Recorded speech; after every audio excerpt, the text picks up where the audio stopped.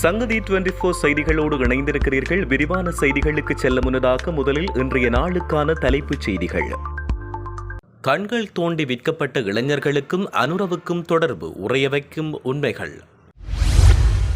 தையிட்டி விகாரை பிரச்சினைக்கு விரைவில் முற்றுப்புள்ளி, உறுதியளித்த அனுர அரசின் தமிழ் அமைச்சர். சிஐடி விசாரணையில் பல்டி அடித்தார் பிமல், காவல்துறை தீவிர விசாரணை. யாழில் சேதமாக்கப்பட்ட அணையா விளக்கு தூவி ஜனநாயக போராளிகள் கட்சி கண்டனம். அரசியல்மயப்படுத்தப்பட்ட தாஜிதின் கொலை குற்றம் சுமத்தும் முட்டுத்தரப்பு. சர்வதேசம் தலையிட தேவையில்லை, அடம்பிடிக்கின்றார் அமைச்சர் நலிந்த. தாஜிதின் கொலை பட்டியலில் அனுர ராஜபக்ஷ ஆதரவாளர் பகிரங்கம். தேசப்பந்து தென்னக்கோனுக்கு எதிரான வழக்கு, நீதிமன்றம் பிறப்பித்த உத்தரவு. தொடர்வன விரிவான செய்திகள். ஜேவிபி இளைஞர்களின் புரட்சி கால பகுதியிலும் தமிழீழ விடுதலை புலிகளுடனான ஸ்ரீலங்கா ராணுவத்தின் போர்க்காலத்தின் பொழுதும் பல்வேறுபட்ட மனதை உறைய வைக்கும் சம்பவங்கள் பதிவாகியுள்ளன. அதில் இலங்கையின் வீதியோரங்களில் பிணங்கள் டயர்களில் கடத்தப்பட்டு எரிந்து கொண்டிருக்கும் சம்பவங்களை குறிப்பிடலாம். இது ஒரு இடத்தில் தான் என்று கூறுவதற்கில்லை. பல்வேறு தெருக்களில், சந்திகளில், பாலங்களில் என மக்கள் காணும் இடங்களில் எல்லாம் நாளாந்தம் இது சாதாரணமாக இடம்பெற்று வந்தது. இதேவேளை 1990ஆம் ஆண்டு காலப்பகுதியில் ஸ்ரீலங்கா ராணுவத்தின் சிறப்பு பிரிவான கொலக்கொட்டியா என்று அழைக்கப்பட்ட எஸ்எப் பிரிவு மற்றும் சிஎஸ்யூ என்று அழைக்கப்பட்ட பிரிவுகளால் வெள்ளைவான்களில் கடத்தப்பட்ட இளைஞர்களை கடுமையாக சித்திரவதைக்கு பின்னர் எரியூட்டப்பட்டு வந்ததாக மக்கள் மத்தியில் பேசப்பட்டது. இதன்போது ஒருவித பீதியினை மக்கள் மத்தியில் உருவாக்கும் நோக்கத்தோடு பிணங்களை பகிரங்கமாக எரியூட்டும் உளவியல் முறையை அரச படைகள் கையாண்டதாக ஆரம்பத்தில் கருதப்பட்டு வந்தது. எனினும் இந்த நடவடிக்கைக்கு பின்னணியில் இருந்த அதிர்ச்சியூட்டும் பெரும் ரகசியத்தை ஜப்பானிய புலனாய்வு செய்தியாளர் ஒருவர் ஆதாரங்களோடு வெளிக்கொண்டு வந்துள்ளார். தையிட்டி திசவிகாரை பிரச்சினைக்கு இன்னும் ஓரிரு வாரங்களில் சிறந்த தீர்வு முன்வைக்கப்படும் என சபை முதல்வரும் போக்குவரத்து, நெடுஞ்சாலைகள் அபிவிருத்தி, துறைமுகம் மற்றும் சிவில் விமான சேவைகள் அமைச்சரான பிமல் ரத்நாயக்க தெரிவித்தார். பலாலி விமான நிலையத்தை அபிவிருத்தி செய்வதற்கு உரிய நடவடிக்கை எடுக்கப்பட்டு நிதி ஒதுக்கப்பட்டுள்ளது. தையிட்டி திஸ்ஸ விகாரை தொடர்பில் நீதியமைச்சு பல்வேறு நடவடிக்கைகளை முன்னெடுத்துள்ளது. கஜேந்திரகுமார் பொன்னம்பலம் போன்றவர்கள் குறிப்பிடுவதைப் போல இந்த விடயத்துக்கு தீர்வு காண நடவடிக்கை எடுத்தால் அது மத மோதல்களையே உருவாக்கும். எனவே சகல பிரச்சினைக்கும் பேச்சுவார்த்தை ஊடாக தீர்வு காண வேண்டும், அதை மறந்துவிடக் கூடாது என அவர் இதன்போது தெரிவித்தார். பெலியத்த சனா என்று அழைக்கப்பட்ட புவக் தண்டாவே சனாவை முன்னாள் நாடாளுமன்ற உறுப்பினரும் தேசிய சுதந்திர முன்னணியின் தலைவருமான பிமல் வீரவன்ச ஒரு பொழுதும் பார்த்ததில்லை என்றும் அவரை ஜேவிபியின் தீவிர உறுப்பினராக ஒருபோதும் அடையாளம் காணவில்லை எனவும் வாக்குமூலம் வழங்கியுள்ளார். முன்னாள் நாடாளுமன்ற உறுப்பினரும் தேசிய சுதந்திர முன்னணியின் தலைவருமான பிமல் வீரவன்ச தங்காலை பிரதேச குற்றப்புலனாய்வு பணியகத்தில் முன்னிலையானமை தொடர்பில் காவல்துறை இன்று அறிக்கை ஒன்றை வெளியிட்டுள்ளது. கைது செய்யப்பட்ட பெரியத்தை சனா அல்லது புவக் தண்டாவே சனா என்ற நபர்கள் தொடர்பில் பிமல் வீரவன்ச அளித்த வாக்குமூலம் தொடர்பாக ஆரம்பிக்கப்பட்ட விசாரணையின் காரணமாக அவரிடம் இந்த வாக்குமூலம் பதிவு செய்யப்பட்டதாக குறித்த அறிக்கையில் தெரிவிக்கப்பட்டுள்ளது. அதன்படி குறித்த பிரிவினரால் விசாரிக்கப்பட்ட போது பிமல் வீரவன்ச இவ்வாறு பதிலளித்ததாக காவல்துறை வெளியிட்டுள்ள அறிக்கையில் தெரிவிக்கப்பட்டுள்ளது. போதைப்பொருள் கடத்தல்களை மேற்கொள்வது அரசாங்கம் எனவும் போதைப்பொருள் சோதனைகள் அரசாங்கத்தின் அனுசரணையின் கீழ் மேற்கொள்ளப்படுவதாகவும் தெரிவித்தது பொதுவான சூழ்நிலையின் அடிப்படையில் என பிமல் வீரவன்ச கூறினார். பெரியத்த சனா என்றவர் போதைப்பொருள் கொண்டு வந்த படகின் உரிமையாளர் என்று கூறியது அப்போது ஊடகங்கள் வெளிப்படுத்திய தகவல்களின் அடிப்படையில் என்றும் அவர் தெரிவித்துள்ளார்.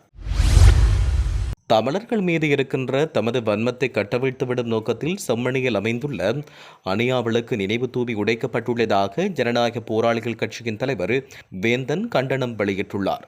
இதுகுறித்து அவர் தெரிவிக்கையில், கடந்த 8ஆம் தேதி அணையா விளக்கு தூவி விஷமிகளால் அடித்து நொறுக்கப்பட்டதை தொடர்ந்து நேற்று அணையா விளக்கு தூவி உடனடியாக புனரமைப்பு செய்யப்பட்டது.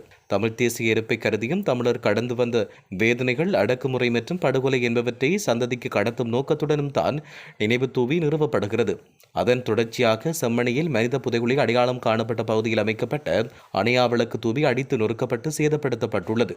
செம்மணி மனித புதைகுழி மீதான இருள் நீங்கவும் பலிகள் இல்லாமல் வலிந்து காணாமலாக்கப்பட்டோர் விடயத்துக்கு சர்வதேச நீதி கோரி யாழ்ப்பாணத்தின் செம்மணி பகுதியில் அணையா விளக்கு போராட்டம் மக்கள் செயல் எனப்படும் தன்னார்வ இளையோர்களால் ஏற்பாடு செய்யப்பட்டது. நேற்று முன்தினம் தமிழர்கள் மீது இருக்கும் வன்மத்தை கட்டவிழ்த்துவிடும் நோக்கத்தில் இந்த நினைவு தூவி உடைக்கப்பட்டுள்ளதை ஒவ்வொரு தமிழ் மக்களின் மீதும் இருக்கும் கொடூர எண்ணத்தை வெளிப்படுத்துவதாக தெரிவிக்கப்பட்டுள்ளது. இவ்வாறான மிலேச்சத்தனமான செயற்பாடுகளை கட்டுப்படுத்த வேண்டும் மற்றும் படுகொலை செய்யப்பட்டவர்களை நினைவு தூபிகள் உடைக்கப்படுவதால் படுகொலை செய்யப்பட்டவர்களை மீண்டும் மீண்டும் படுகொலை செய்கின்றார்கள் போன்ற உணர்வுகள் ஒவ்வொருவர் மனதிலும் எழுவதாகவும் அவர் சுட்டிக்காட்டினார். இவ்வாறான செயற்பாடுகளில் ஈடுபடுவோரை அரசாங்கம் உடனடியாக கைது செய்து அவர்களுக்கான சட்ட நடவடிக்கை எடுக்க வேண்டும் என ஜனநாயக போராளிகள் கட்சியின் தலைவர் மேலும் தெரிவித்தார்.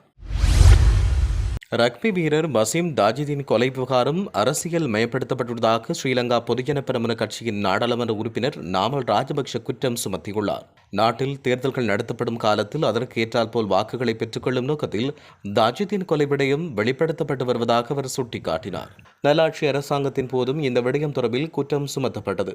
தாஜிதின் கொலை தொடர்பில் உண்மையில் விசாரணை மேற்கொள்ளப்பட்டு வருகின்றனவா அல்லது அரசியல் நோக்கத்துக்காக இந்த விடயம் வெளிப்படுத்தப்படுகிறதா என்றொரு சந்தேகம் ஏற்பட்டுள்ளதாக அவர் குறிப்பிட்டார். ஜெனீவா விவகாரத்தை வைத்து ஒருபோதும் அரசியல் செய்யப் போவதில்லை என அமைச்சர் நலிந்த ஜேதிச குறிப்பிட்டார்.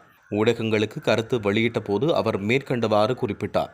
அவர் மேலும் தெரிவிக்கையில், ஐக்கிய நாடுகள் மனித உரிமைகள் பேரவையும் அங்கு மேற்கொள்ளப்படும் தீர்மானங்களும் அரசியல் இருப்புக்காக கடந்த காலத்தில் பயன்படுத்தப்பட்டு வந்தது. அவ்வாறான செயற்பாடுகளில் நாங்கள் ஒரு பொழுதும் ஈடுபடுவதில்லை. அதேபோன்று அத்தகைய செயற்பாடுகளில் ஈடுபட எவரையும் அனுமதிக்க மாட்டோம். ஐநா மனித உரிமைகள் பேரவையில் இலங்கை அரசாங்கத்தின் நிலைப்பாட்டை வெளிவிகார அமைச்சர் தெளிவுபடுத்தியுள்ளார்.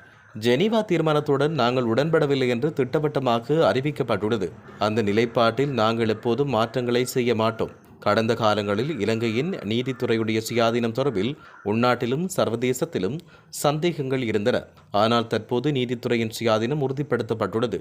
தேசிய மக்கள் சக்தியின் ஆட்சியில் நீதித்துறையின் சுயாதீனம் இவ்வளவு தூரம் மேம்பட்டுள்ளது என்பதை நாங்கள் நிரூபித்து காட்டியுள்ளோம். அதனால் இலங்கைக்கு எதிரான குற்றச்சாட்டை விசாரிக்க சர்வதேசம் தேவையில்லை என அவர் தெரிவித்தார். பசீம் தாஜிதீன் பிரகித் எக்னெலிகொட பட்டியலில் தற்போதைய ஜனாதிபதி அனுரகுமார திசாநாயக்கவை சேர்த்திருக்க வேண்டும் என ஸ்ரீலங்கா பொதுஜன பெரமுன கட்சியின் ஆதரவாளர் ஒருவர் தெரிவித்தார். அவருடைய இந்த கருத்து தற்போது சமூக வலைதளங்களில் அதிர்வலைகளை ஏற்படுத்தியுள்ளது. மொட்டு கட்சியின் முன்னாள் பிரதேச சபை உறுப்பினர் சம்பத் மனம்பேரி வெளியிட்ட தகவல்களின் அடிப்படையில் தற்போது பல விடயங்கள் வெளிச்சத்துக்கு வந்துள்ளன. பாதாள உலக குழுக்களுக்கும் நாட்டில் மர்மமான முறையில் இடம்பெற்ற முக்கிய கொலை சம்பவங்களுக்கும் தொடர்பு உள்ளமை தற்போது தெரிய வந்துள்ளது. இவற்றின் பின்னணியில் ராஜபக்ஷ தரப்புக்கு தொடர்புகள் உள்ளமை வெளிப்படுத்தப்பட்டு வரும் ஒரு சில உண்மைகளின் அடிப்படையில் தெரிய வருகிறது. இந்நிலையில் ஸ்ரீலங்கா பொதுஜன பெரமுன கட்சியில் முன்னின்று செயற்படும் முக்கிய ஆதரவாளர் ஒருவர் ஜனாதிபதிக்கு அச்சுறுத்தல் விடுக்கும் வகையில் கருத்தொன்றை வெளியிட்டுள்ளார். 2023 ஆண்டு மாத்தறை வெலிகம பகுதியில் ஹோட்டல் மீது துப்பாக்கிச்சூடு நடத்தப்பட்டமை தொடர்பில் தேசப்பந்து தென்னக்கோன் மற்றும் பிற சந்தேக நபர்களுக்கு எதிராக தாக்கல் செய்யப்பட்ட வழக்கு மீதான விசாரணையை ஒத்திவைத்து மாத்தறை நீதவான் நீதிமன்றம் உத்தரவிட்டது. அதன்படி குறித்த வழக்கு மறுபரிசீலனைக்காக டிசம்பர் 17ஆம் தேதிக்கு திகதியிடப்பட்டுள்ளது. மாத்தறை நீதவான் நீதிமன்றத்தில் இன்று இந்த வழக்கு அழைக்கப்பட்ட போது உத்தரவு பிறப்பிக்கப்பட்டது. இதன்பொழுது இந்த வழக்கோடு தொடர்புடைய தேசப்பந்து தென்னக்கோன் மற்றும் ஏனைய பிரதிவாதிகள் நீதிமன்றத்தில் முன்னிலையாகியிருந்தனர். உயர்மட்ட குழுக்களில் விவாதிக்கப்படாத ஒரு செய்தி தொடர்பில் நாடாளுமன்ற உறுப்பினர் ஒருவர் ஊடகங்களுக்கு தவறான அறிக்கையை வெளியிட்டதாக அமைச்சர் விஜித கிரத் குறிப்பிட்டார். இந்த சம்பவம் தொடர்பில் பொது பாதுகாப்பு செயலாளர் ஏற்கனவே குற்றப்புலனாய்வு துறையில் முறைப்பாடு அளித்துள்ளதாகவும் தவறான செய்திகளை பரப்புவோர் மற்றும் செய்திகளை வழங்கியவர்கள் மீது கடுமையான சட்ட நடவடிக்கை எடுக்கப்படும் என்றும் தெரிவித்தார். இந்தியாவை பற்றி பேசவே இல்லை, எந்த நாட்டையும் குறிப்பிடவில்லை. ஆனால் அந்த குழுவை பிரதிநிதித்துவப்படுத்தும் உறுப்பினர் தவறான பாரதூரமான செய்தியை உருவாக்கியுள்ளார். இது தவறான முன்னுதாரணமாகும் என்றும் அவர் இதன்போது சுட்டிக்காட்டியுள்ளார். தேசிய மக்கள் சக்தி ஆட்சியின் கீழ் நிச்சயம் மாற்றம் வரும் என தமிழ் மக்கள் உறுதியாக நம்புவதாகவும் அந்த நம்பிக்கைக்கு ஒருபோதும் துரோகம் இழைக்க மாட்டோம் என கடற்றொழில் நீரியல் மற்றும் கடல் வளங்கள் அமைச்சர் ராமலிங்கம் சந்திரசேகர் தெரிவித்தார். இந்த நாட்டில் கடந்த 76 வருட கால அரசியல் மீட்டுக்குடிகள் தனவந்தர்களுக்கு மட்டும் சொந்தமாக இருந்தது. இவர்களின் தாளத்துக்கேற்ப அரசியல்வாதிகள் ஆட்டம் போட்டனர். இந்த நிலையை நாம் மாற்றியுள்ளோம். மீட்டுக்குடிகள் மற்றும் உயர்வர்க்கம் வசமிருந்த அரசியல் சாதாரண மக்கள் மத்தியில் கொண்டு செல்லப்பட்டுள்ளது. இன்றைக்கு ஒரு வருடத்துக்கு முன்னர் இந்நாடு என் நிலையில் இருந்தது. பல சவால்களுக்கு மத்தியில் நாங்கள் நாட்டை மீட்டுள்ளோம். பொருளாதாரத்தை வளப்படுத்தி வருகிறோம். வெளிநாடுகளுக்கு புலம்பெயர்ந்த தமிழர்கள் சுதந்திரமாக நாடு திரும்புவதற்குரிய சூழ்நிலை ஏற்பட்டுள்ளது. சர்வதேச விளையாட்டு மைதானம் நிர்மாணிக்கப்பட்டு வருகிறது. படையினர் வசமுள்ள காணிகள் விடுவிக்கப்பட்டு வருகிறது. வடக்கு மக்கள் மத்தியில் நம்பிக்கை கட்டியெழுப்பப்படுகிறது. அங்குள்ள மக்களின் வாழ்க்கை மேம்பட்டு வருகிறது என அவர் குறிப்பிட்டுள்ளார். பொதுமக்கள் பாதுகாப்பு அமைச்சின் செயலாளர் ரவி செனவிரத்ன நாடாளுமன்ற குழுவில் உயிர்த்த ஞாயிறு குண்டு தாக்குதல் பற்றி உண்மையை அரசாங்கம் வெளிப்படுத்த வேண்டும் என்று புதிய ஜனநாயக முன்னணியின் நாடாளுமன்ற உறுப்பினர் ரோஹித் அபேகுணவர்த்தன தெரிவித்தார். அத்துடன் மதுபான வாரம் பட்டலந்த வாரம் போல இந்த வாரம் உயிர்த்த ஞாயிறு குண்டு தாக்குதல் வாரமாக அறிமுகப்படுத்தப்பட்டதாக அவர் சுட்டிக்காட்டினார். நாடாளுமன்ற விவாதத்தில் நேற்றைய தினம் அவர் உரையாற்றும் போது இவ்வாறு குறிப்பிட்டார். அரசாங்கம் பல வாக்குறுதிகளை வழங்கியுள்ளது. அரசாங்கம் பதவி காலத்தில் ஒரு வருடத்தை நிறைவு செய்துள்ளது. ஆனால் வழங்கிய வாக்குறுதிகள் எதுவும் இதுவரை நிறைவேற்றப்படவில்லை. பதவிக்கு வந்தவுடன் மின் கட்டணத்தை 33% குறைப்பதாக குறிப்பிட்டீர்கள். ஆனால் எதிர்வரும் வாரம் மின் கட்டணத்தை 6% அதிகரிக்க உத்தேசித்துள்ளது. இது எந்த அளவுக்கு நியாயமானது என்றும் அவர் இதன் பொழுது கேள்வி எழுப்பியிருந்தார். இத்துடன் செய்திகள் யாவும் நிறைவு பெறுகின்றன. மேலதிக செய்திகளுக்காக சங்கதி 24.com உடன் இணைந்திருங்கள். வணக்கம்.